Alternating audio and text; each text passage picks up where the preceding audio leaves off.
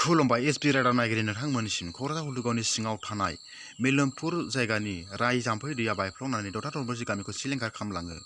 सनापुर मायनावपुर बिथांमोननि न'खराव दाउ अमा फारौ गासिबो न'खरानो सिलिंखार राय जाम्फै दैजों लोमसावजानानै बिथांमोना दुखु खस्थनि गेजेरजों सहायनानै दं। दानिया फैदो आबुं रादाबाव।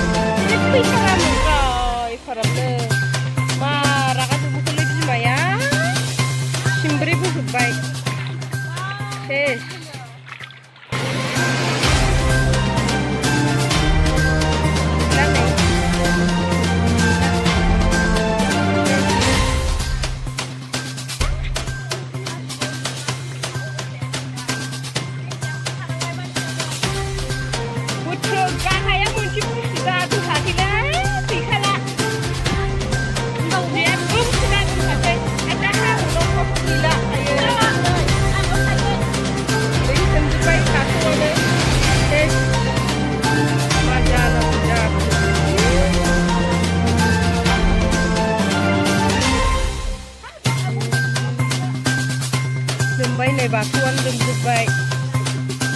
एफाराब बिदि जाफैथारामोन जोंनाव मारै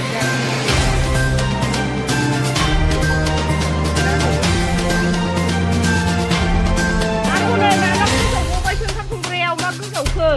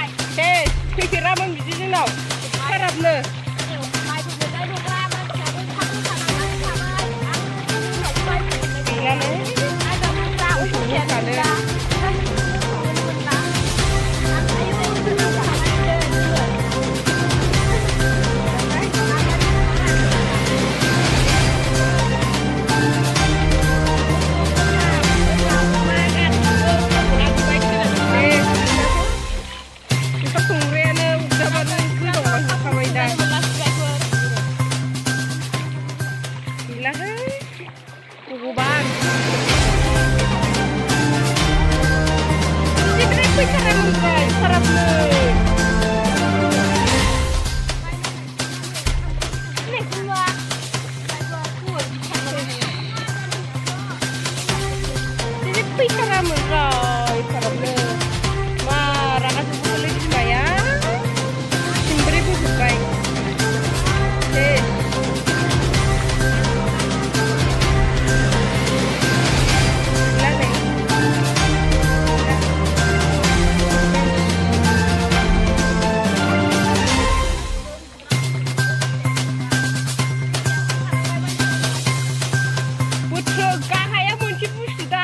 गैला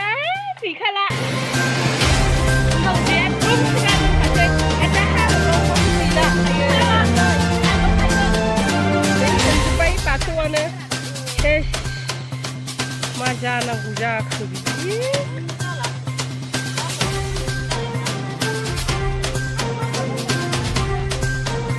जोंबाय नै बाथौआनो लोमजोब्बाय दा एफाराब बिदि जाफैथाराबो जोंनाव मारै जाखो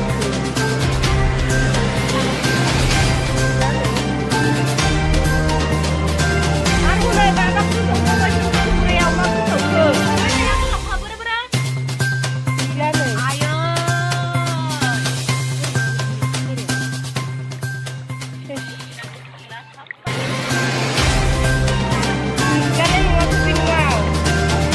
फैला जोबसिगोन बिसोरो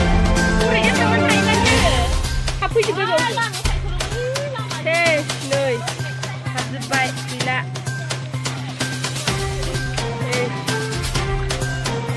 हौवा हाबनानै थानो आयै सैमायानो रुलावबाय नै